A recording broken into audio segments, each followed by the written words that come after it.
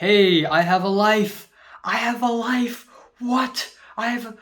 What's up, as a culture detective here investigating your favorite albums. And today I'm going to do a second album review of the day, and that's the new Freddie Gibbs album, Soul Sold Separately. Yeah, lately I've been really busy, as you can probably tell. So every time I am free, I do two album reviews in a row because I won't be able to do that tomorrow, I think, and definitely not on Saturday because I'm also busy on that day. I am just booked. I am booked. But Freddie Gibbs, man, Freddie Gibbs is one of the most talented MCs of our generation. His flows, his demeanor is so calm, cold, and collected, and he just comes off with such a gangster style that not a lot of other MCs can emulate. And there are tons of great albums under his belt. Pinata and Bandana both are projects that are collaborated with legendary producer Madlib, are both fantastic projects. And then I think last year he released Alfredo with The Alchemist, which is also a fantastic abstract gangsta rap album.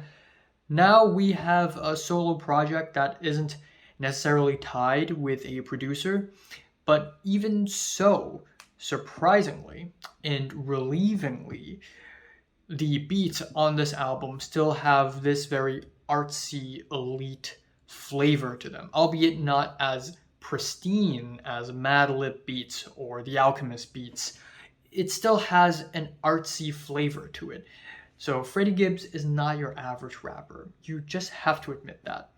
But let's talk about the tracks I love on this album first. The album opener, Couldn't Be Done, with the soul sample, They Say It Couldn't Be Done, and it sort of loops, and it's kind of poppy actually. It's a lot poppier than the stuff that Freddie Gibbs had done before with, again, the aforementioned producers. But there's still a soulful, artsy flavor to it, which I really love, and I think Freddie Gibbs' really mean, beefy demeanor on this track just really complement that light production really well.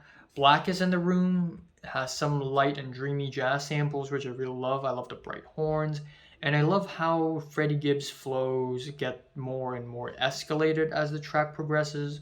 Space Rabbit has a boom bap beat with a moody instrumental, and the lyrics on this track is really animated because Freddie Gibbs essentially creates all these characters. Again, with the album cover and with tracks like Space Rabbit and Rabbit Vision here, there's a lot of rabbits on this album. And then there's King Rabbit, there's Rabbit Man, there's just a lot of rabbits. And that's sort of the concept of the album, I guess, but it just really brings a lot more style to the track.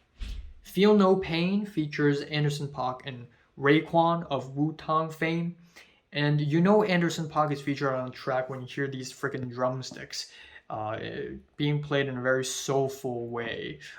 But even so, even though I believe this is a typecast for Anderson .Paak at this point, I think all three of the rappers here did an amazing job. Anderson .Paak provides some really great vocals, and Raekwon, as expected, slaps hard. PYS has the slow, menacing triple flows and the woozy psychedelic instrumentals, which I really love. And one final mention has to be Gold Rings. The harp instrumentals on this track are so damn delicate. And Pusha T hops on this track like a total frickin' killer. Pusha T and Freddie Gibbs together, that's a lot of damage. But aside from that, there are also a few tracks here and there that are just really basic, like Pain and Strife featuring Offset of Migos fame. Easily the worst track here. We have a basic trap rap track, maybe a little bit more flavorful for Offset standards, but for Freddie Gibbs standards, it's too basic. The track Too Much and Lobster Omelet featuring Rick Ross are also too basic for Freddie Gibbs. And on the tracks Zipper Bags and Dark Hearted, Freddie Gibbs sings on these tracks. Yes, he's singing. Yes. And honestly, the singing is not bad.